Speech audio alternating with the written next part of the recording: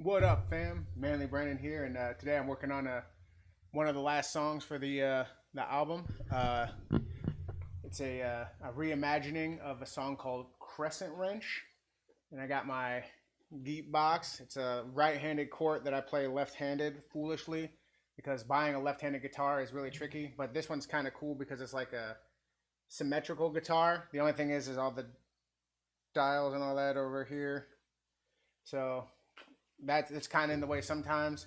But I got it plugged up into my recording software, and I'm using this Emo Audio guitar and mic recording interface to play into the computer. And I have all of my settings and everything in there. Y'all can. But when I go into the actual program and recording, I'm gonna switch to the computer sound so you can hear what's on the computer while I'm playing.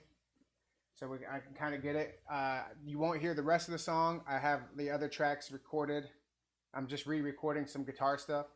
So I have the vocal stems and the bass and all that stuff.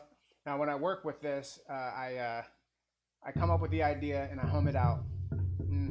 Get how I want it to go, and then I either decide if I want to do this or if I want to collaborate. If I want to collaborate, then I send it to, or I go to Fiverr or another site like that where you can find people to collaborate with, and find someone who's interested, and then we start going back and forth, kind of get a vision for how we want it. I send them my humming, a little like a dirty strum, like me just kind of playing like the basic rhythm, because none of my songs are complex; they're all basic. And then they kind of hit me back with their ideas, and then I'll send them like a real rough cut of it, and then they'll do their vocals over that, and they'll send it back to me, and then I'll take those vocals and I'll lay it out on Fruity Loops or SoundForge, depending, and then I'll put any effects that I want on there. I do it for my voice too, and lay it on there with the thing, and then it sucks because since I'm not here with them, like it's easier to do it by myself. I can decide what I want, and all that stuff, and like play it live. But like this, like basically, when another person's on the track, I'm beholden to their performance. So that what they send me, so like they always sound a little bit more rougher to me, because they're not like with me. I can go record it over and over and over and over until I get it how I want it. I'm just not very talented as a vocalist or as a musician at all. This is just something I do for fun. But then I will send it to them, and let them make any kind of changes they want, and then they send it back, and that's basically all I got. So I will then take that and then try to do my performances based around their vocals, based on the rough draft. So when I decide to collaborate with somebody, I have to make sure that my rough draft is basically as close to the finished draft as I can get. Like that, it's where I want to be. So yeah, I send it. They send it back to me. I put it on there, put their vocal stem up. Then I can manipulate it somewhat in the program, like stretch parts out, and all that stuff, but not too much. So basically, the raw vocal recording, and they're actually pretty good. The people on Fiverr and stuff are pretty professional. They're really good at like making it sound like how you want it. Like as long as you give them notes and everything, they're really good. I worked with a couple of like really cool people, the Moriarty brothers, Chris and Camden, really cool guys, and they helped me a lot with this because they had a bunch of ideas and they've done this a lot, so they helped me out. I've worked with other vocalists in the past, and I try to do more of my own stuff because my kid has assured me that my singing voice isn't as horrible as I thought. It's not great. It's definitely not great. But yeah, so then I lay out that track, and then I do the guitar, the bass, the drum, any synth stuff I want.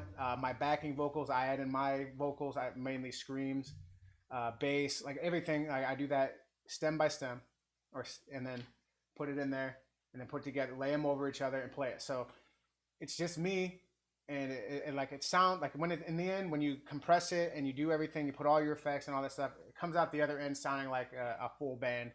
So that's pretty cool. This like kind of technology is really neat.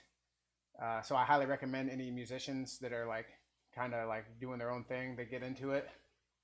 Um, but yeah, so I'm gonna record the guitar stuff for Crescent Wrench, and it's actually got a guest on it. His name's Ryan Essex, and he did a really good job laying down these vocals.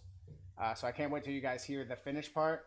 And there's not a lot of guitar on this song, just kind of like slightly in the beginning, in the middle, and then at the end, there's like a bunch of solo stuff. But mainly, this is a synth-driven track, so that's why I figured I would show this so that I can like kind of try to talk a little bit while this is going on. However, I realize that that's dumb because I'm not going to be able to have this mic going because then I'll get all the, it'll just sound like shit. It'll be double layered. You'll hear what I'm playing into the computer, and then also it's going to be coming out of this, you know what I mean? Like you'll hear that too. So I'm going to change it to where all you can hear is my desktop audio, me playing into it, so that you don't hear the, because it's not going to sound right because it's not electric. Like it's electric, but it's not, you don't hear that out here. You only hear that when it's going through the amp and all my pedals and stuff that I have preloaded on the computer and stuff like that. So you won't hear me talking. You'll see me playing and everything. So I hope that that's kind of entertaining. I'm trying to get over my anxiety because I have some people in my life who want me to play in front of them, and it's like really tricky for me to play in front of people. But this feels okay. Like no one's here directly watching me, so I don't feel as horrible about it. So I'm gonna do that, and I'm gonna shut up, and I'm gonna get everything set up, and then yeah, we'll see how it goes. I'm not gonna be very animated during this. I need to concentrate and all that stuff. So I hope you guys enjoy this, and you won't really understand what the song sounds like until you hear it live. But I'm hopeful that it's at least kind of cool. So yeah, let me get everything set up, clicking around, and then shut off this mic, and I will get back with you guys at the end. Oop, wrong one.